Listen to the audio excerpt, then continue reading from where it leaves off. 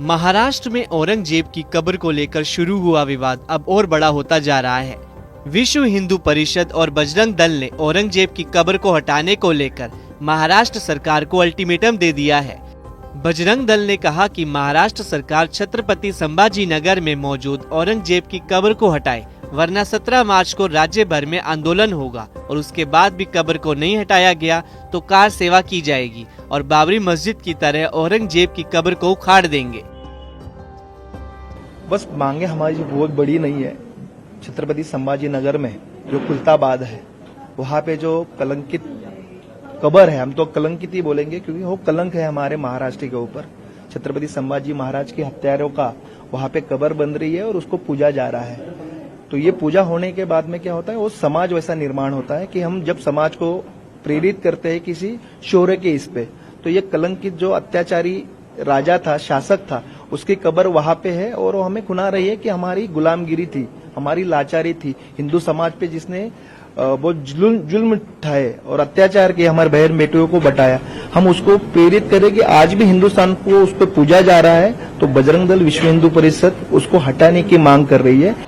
ASI के under 3691 जो स्मारकें है, जो कब्रें है, वो संरक्षित किया है अपने रूल के हिसाब से। उनमें से 25% जो कब्रें, जो स्मारकें हैं, जो मुगल के हैं, जो ब्रिटिश अधिकारियों के, जिन्होंने अपने देश को तकलीफ किया है। औरंगजेब ने तो हजारों हिंदुओं की मंदिरें तोड़ डाली है, महिलाओं पे अत्याचार किए, गांव लूटे हैं और हमारे जो स्वराज्य रक्षक छत्रपति संभाजी राजा है, उनको अपने धर्म परिवर्तन के लिए क्रूर ऐसा अत्याचार किया है। सिख समाज के 9वें धर्मगुरु, 10वें धर्मगुरु, उनको भी धर्म बदलने के लिए तकलीफें दी है। खुद के पिताजी को मार डाला है, खुद के बच्चों को मार डाले।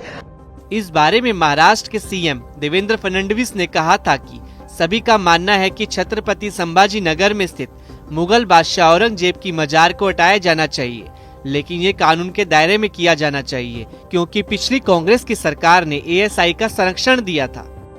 औरंगजेब की समाधि पर वो असदुद्दीन ओवैसी जाता है और माथा टेकता है और तुम देखते रह जाते हो। अरे शर्म करो, चुल्लू भर पानी में डूब मरो, चुल्लू भर पानी में डूब मरो।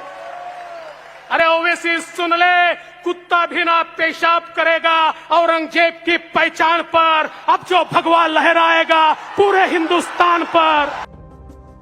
तेलंगाना के चर्चित विधायक टी राजा सिंह ने केंद्रीय संस्कृति और पर्यटन मंत्री गजेंद्र सिंह शेखावत को पत्र लिखकर औरंगजेब की कब्र पर 1 रुपए भी खर्च न करने की अपील की है।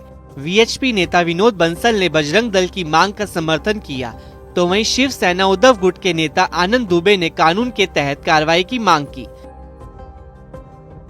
औरंगजेब की कब्र आज भी उस पवित्र धरा में विद्यमान है जहां पर छत्रपति शिवाजी महाराज ने हिंदवी स्वराज की स्थापना की थी।